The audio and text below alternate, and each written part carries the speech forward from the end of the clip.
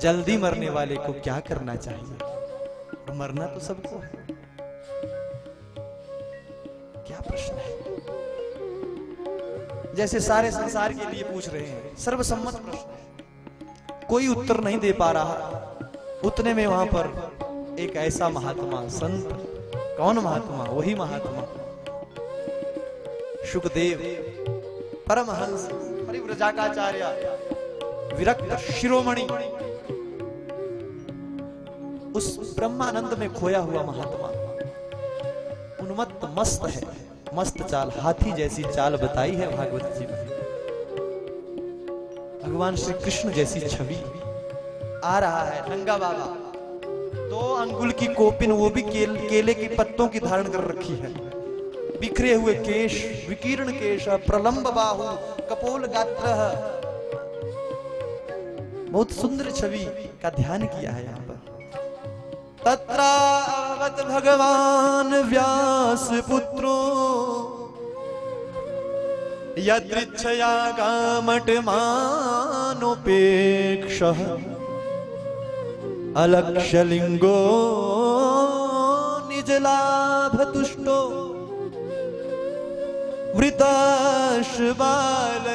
वृताश्बालैरवधूत वेश वृताश्च बालैरवधूत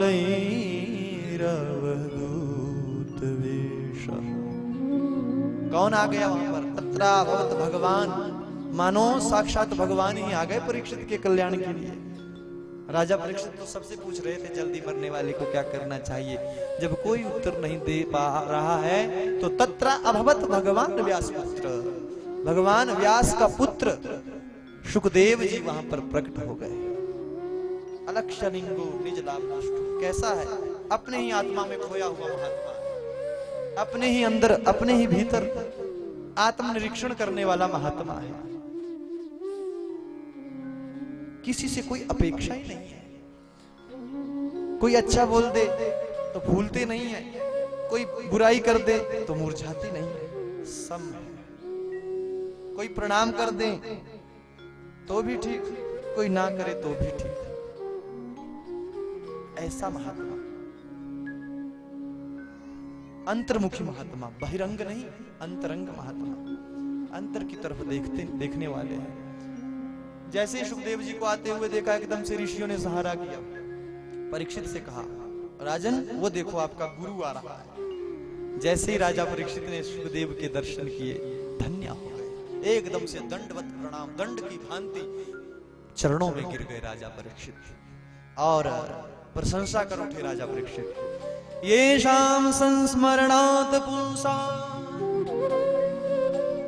सद्यः शुद्ध्यन्ति वै गृहाः किं पुनर्दर्शन स्पर्श पादशौच आसनादिभिः। येषां संस्मरणात् पुंसां, जिनका स्मरण करने मात्र से मनुष्यों के पाप ताप संताप नष्ट हो जाते हैं, गृह की शुद्धि हो जाती है, सद्गृहस्थ शुद्ध हो जाता है। ऐसे महात्मा के दर्शन मिल जाए, स्पर्श मिल जाए तो कहना है क्या। ये कह रहे हैं राजा परीक्षित सुखदेव जी को देख करके। और फिर उनको आसन देने का सौभाग्य, उनकी पूजा करने का सौभाग्य, उनका अर्चन वंदन करने का सौभाग्य मिल जाए तब तो कहना ही क्या। ऐसी प्रशंसा करने लगे। साधु संतों ने कहा, ऋषि मुनियों ने कहा, बोले राजन ये महात्मा ज्यादा प्रशंसा नहीं सुनता, हाँ? ऐसा वैसा महात्मा नहीं है, प्रशंसा बंद करो, काम की बात पूछो, नहीं तो 2 घड़ी से ज्यादा एक स्थान पर टिकता नहीं है। अभी सनक गया तो उठ करके चला जाएगा। प्रेम से कहो जय श्री कृष्ण। ये नहीं टिकता 1 घड़ी से ज्यादा, 2 घड़ी से ज्यादा। कौन कह रहे हैं? व्यास जी कह रहे हैं। व्यास जी को पता था कि विरक्त महात्मा है, इसलिए काम की बात पूछो, सीधा काम पर आओ। तब राजा परीक्षित सावधान हुए। राजा परीक्षित ने एकदम से हाथ जोड़ करके दंडवत प्रणाम करके पूछा, अतः पृच्छामि संसिद्धिम योगीनाम परमं गुरु गुरुम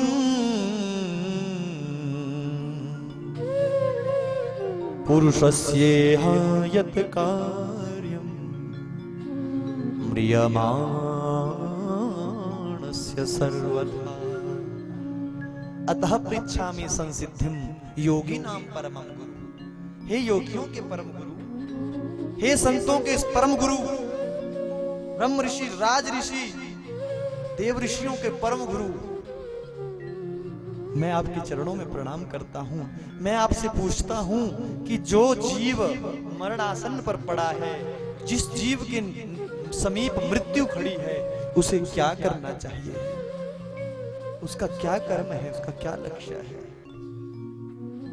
आहा, सुखदेव जी जैसा महात्मा आज परीक्षित की प्रशंसा करने लगे। सुखदेव जी के मुख से एकदम से निकला, राजन वरीयानेश ते प्रश्न, एष प्रश्न वरीयान, तेरा ये प्रश्न बड़ा श्रेष्ठ है। वरीयानेश ते प्रश्न कृतो लोकहितो नृपः आत्मवित् सम्मतः पुंसा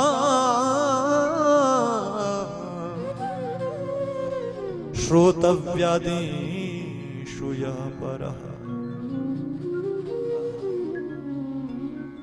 बोले महाराज, आपका ये प्रश्न बहुत अच्छा है, वरीयान है, श्रेष्ठ है। ये तो आपने ऐसा प्रश्न पूछा है जो सारे संसार का कल्याण करेगा। राजन देखो, मनुष्य का सबसे पहला धर्म तो यही है कि वो अपने कानों से भगवान का कीर्तन सुने, मुख से भगवान का कीर्तन करें और मन में भगवान का स्मरण करें। यही मनुष्य का परम धर्म है, यही उस जीव का धर्म है। कानों से श्रवण, मुख से कीर्तन और मन से स्मरण, कायिक वाचिक मानसिक भक्ति करें। और कैसी करें? निरंतर करें। सांस सांस पर कृष्ण भज, वृथा सांस जनि खोए, न जाने किस सांस की आवन हो न हो। क्या भरोसा है इस सांस का, कब आए कब जाए, ना आए। इसलिए सांस सांस पर कृष्ण भज। और राजन देखो, ये जो जीवात्मा है ना, ये संसारिक प्राणी जो है, अपना जीवन निद्रा में, कलह में, क्लेश में, सोने में, विषय भोग में, परिवार में ही व्यतीत कर देता है। राजा परीक्षित से सुखदेव जी कहते हैं, राजन इस आसक्ति को छोड़ देना है, निद्रा का त्याग करना है, और घर में जो आसक्ति है उसको त्याग देना है। और क्या कहा? तस्मात् भारत सर्वात्मा भगवान ईश्वरो हरि, श्रोतव्यः कीर्तितव्यश्च समर्तव्यश्चेच्छता भयम्, स्मर्तव्यश्चेच्छता भयम्। सभी में भगवान का दर्शन करो, सभी जीवों में। ये विधा बता रहे हैं, ध्यान देना। किस जीव के लिए? बोले जिसकी मृत्यु निकट है। और मृत्यु वैसे भी 7 ही दिनों में होनी है। राजा परीक्षित को 7 दिन मिले हैं, हमारे पास भी 7 ही दिन होंगे, है ना। चाहे वो रविवार है, सोमवार है ना, मंगल है, बुध है, वीरवार है, शुक्र है, शनि है। इन 7 ही दिनों में तो शरीर छूटेगा। राजा परीक्षित के पास में 7 ही दिन है। राजा परीक्षित के रोग को दूर कर रहे हैं अपनी वाणी से, शब्द ब्रह्म से, सुखदेव जी।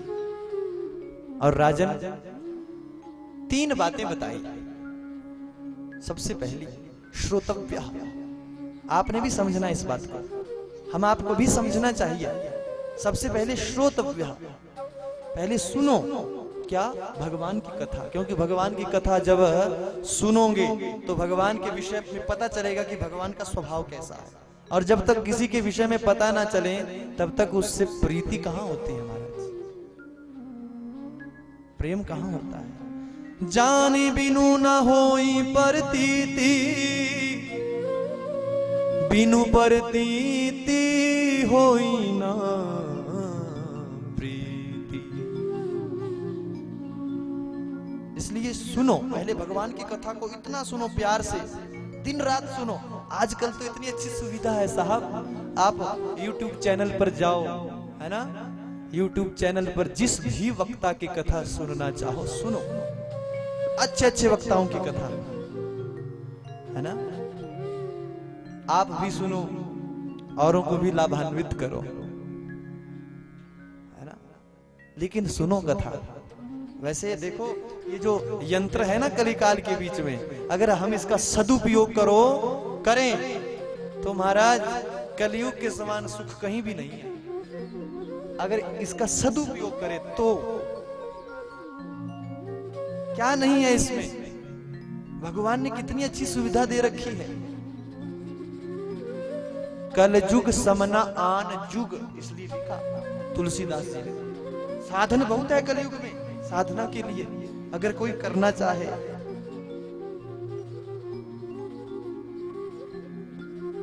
देखो ये कितना अच्छा साधन है। कुछ भी देखो, कुछ भी सुनो, भगवान का नाम, भगवान की कथाएं, भगवान के भजन, एक से बढ़कर एक वक्ता, प्रखर वक्ता की कथाएं, जो हमारे पूरे भारतवर्ष में सबसे प्रथम श्रेणी के वक्ता, उनकी भी आप कथा सुन सकते हैं। पूरी पूरी कथाएं हैं? श्रवण करो जहां तक हो सके, उतारो इन कथा को जीवन में, जियो कथाओं में। जब तक कथा में जिएंगे नहीं तब तक रस नहीं है। जीना पड़ता है, उतरना पड़ता है। कथा प्रस्फुटित होनी चाहिए, अंग अंग से कथा फूटे तो आनंद आता है। प्रेम से कहो जय श्री कृष्ण। तो सबसे पहले भक्ति श्रवण, श्रोतव्य, फिर कीर्तितव्य, है ना, फिर कीर्तन। जब कथा सुन ली ना तो फिर उसी कथा का अभ्यास करो, कीर्तन गाओ, उस कथा को दूसरे के पास सुनाओ। अरे आज हमने कथा में ये सुना, देखो भगवान की कितनी अच्छी महिमा है। आज हमने ये प्रसंग सुना, देखो कैसे कैसे भक्त हुए। उन भक्तों के चरित्र को याद करो, उसको दूसरों को सुनाओ, दूसरों को लाभान्वित करो, प्रचार प्रसार करो। और तीसरा सूत्र बताया, समर्तव्य, समर्तव्य चेच्छता भयम। फिर उसका स्मरण करो, जो सुना, जो सुनाया, उसके ऊपर मनन चिंतन करना कि हम उसमें कितने उतरे हैं, हम जो बोलते हैं हम उसके अनुसार कितना चलते हैं। कभी अपने आप से पूछो, जो हम दूसरों को ज्ञान देते हैं उस ज्ञान पर हमारा अपना कितना चिंतन है, हम कितने चले हैं। बोलिए गोविंद भगवान की। ये सूत्र जो है भागवत महापुराण में मैं नहीं सुना रहा हूं, मैं नहीं कह रहा हूं, स्वामी शुकदेव जी राजा परीक्षित से कह रहे हैं। तो हमें भी इस ज्ञान को अपने जीवन में उतारना है, हमें भी इस ज्ञान पर चलना है। अब राजा परीक्षित थोड़े छटपटा रहे हैं ना। राजा परीक्षित के मन में जो भी बात आती है, प्रेरणा आती है, उसको अपने गुरु के पास बता देते हैं, शुकदेव जी के पास। शुकदेव जी से कहते हैं, बोले महाराज देखो मेरा मन नहीं लग रहा है, मन नहीं टिक रहा है, क्या करूं। राजा है ना, राज सिंहासन को छोड़ करके आया है, राजसी ठाट बाट को छोड़ करके आए हैं। यहां हमसे घर नहीं छूटता, वो तो फिर राजा थे, है ना, चक्रवर्ती सम्राट। तो फिर मन नहीं लग रहा है, कभी मन जो है इधर उधर भटक रहा है। तो कह देते हैं, और कहते हैं कि अपने गुरु से कभी कोई छुपाव नहीं करना चाहिए। गुरु से, माता पिता से कभी कोई छुपाव दुराव नहीं करना चाहिए। वही हमें अंधकार से बाहर निकालने वाले हैं। गुरु ही हमें संसार रूपी भवसागर से पार करने वाले हैं। इसलिए जो मन में अगर हमारे जीवन में कुछ ठीक नहीं चल रहा है तो अपने गुरु से बता दो, वो रास्ता देते हैं, रास्ता दिखाते हैं। अपने माता पिता से बता दो, प्रेम से कहो जय श्री कृष्ण।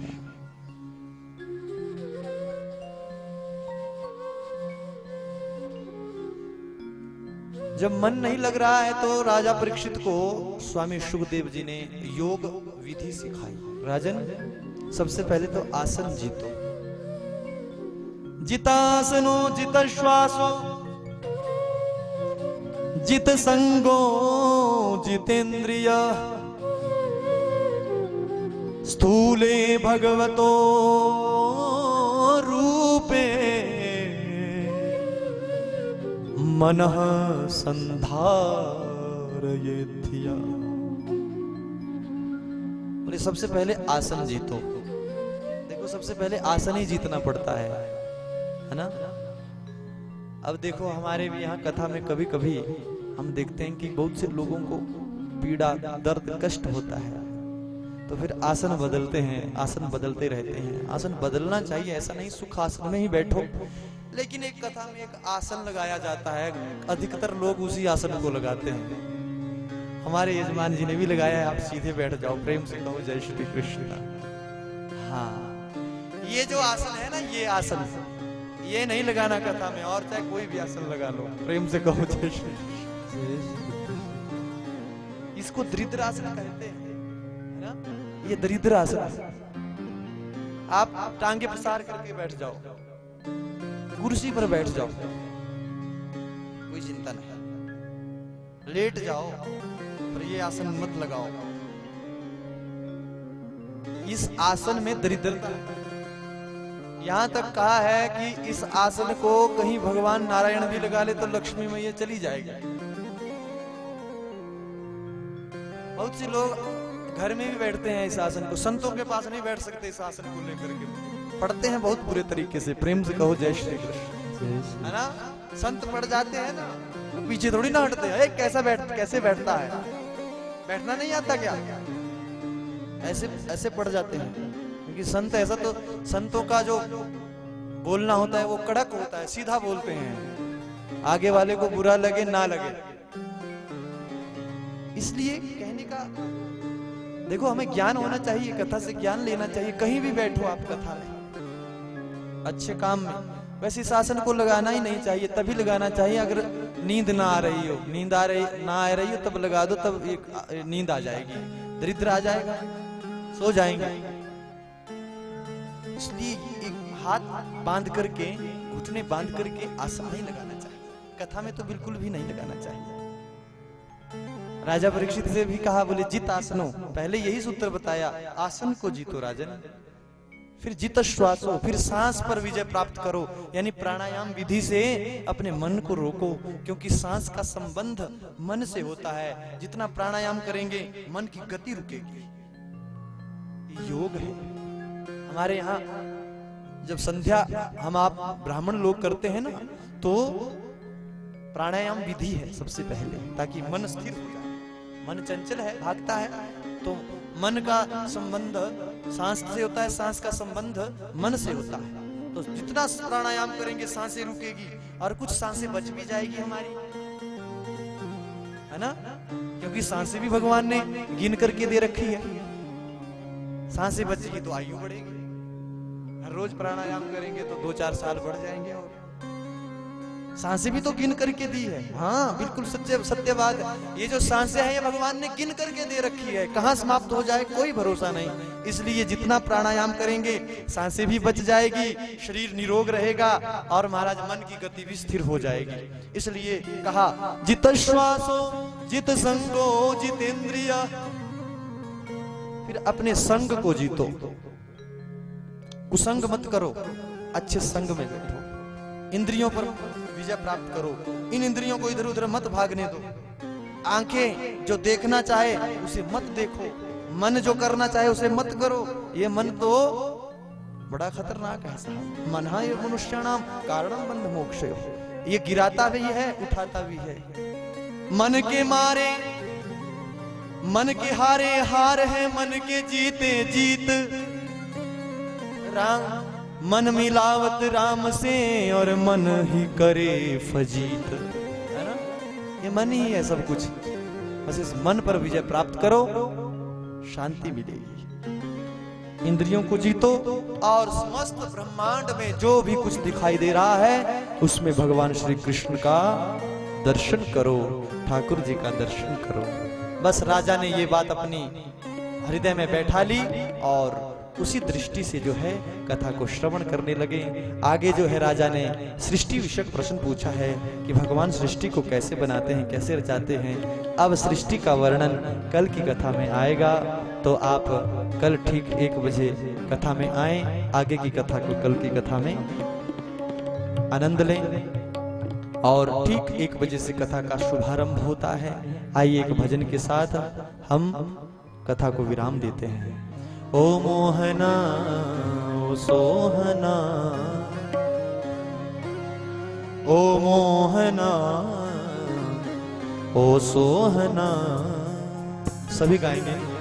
तेरे संग में रहेंगे ओ मोहना, संग में रहेंगे ओ मोहना, तेरे संग में रहेंगे ओ मोहना, तेरे संग में रहेंगे ओ मोहना, तेरे संग में रहेंगे ओ मोहना, तेरे संग में। प्रेम से गाइए, हरि बोल। मोहना ओ मोहना ओ सोहना, ओ मोहना ओ सोहना, ओ मोहना ओ सोहना, ओ मोहना ओ सोहना, तेरे संग में रहेंगे मोहना, तेरे संग में। प्रेम से गाइए, श्री राधे।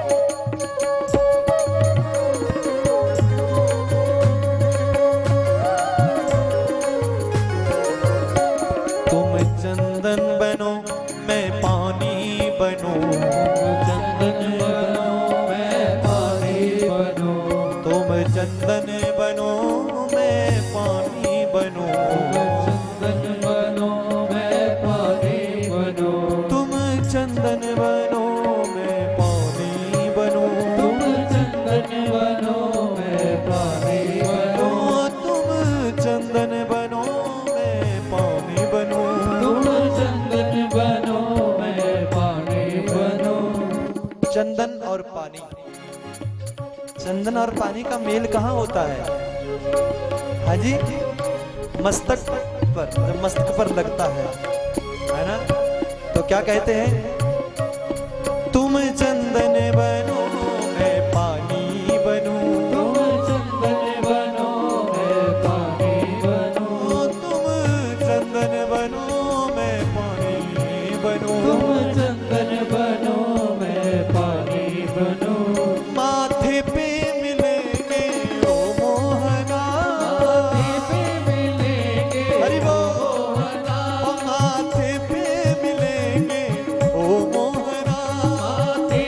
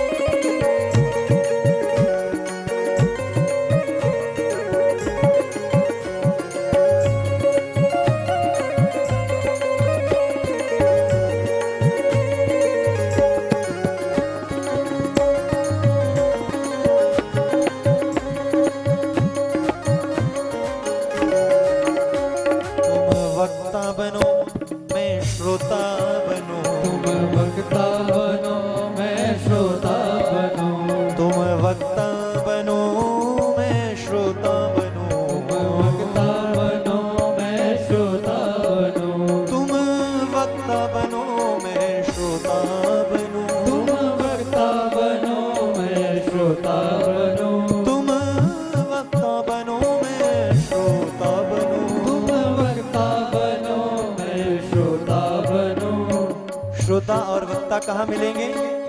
भागवत में, भागवत में, सत्संग में